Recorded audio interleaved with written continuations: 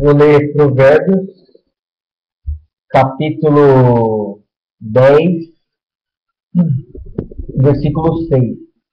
O título é Provérbio acerca de vários assuntos.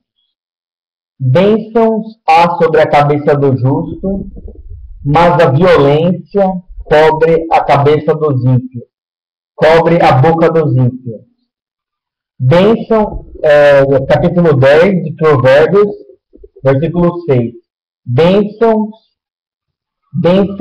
há sobre a cabeça do justo, mas a violência cobre a boca dos ímpios. Versículo 7. A memória do justo é abençoada, mas o nome dos ímpios apodrecerá. A memória do justo é abençoada. Versículo 7. A memória do justo é abençoada, mas o nome dos ímpios apodrecerá. A memória do justo é abençoada, mas o nome dos ímpios apodrecerá.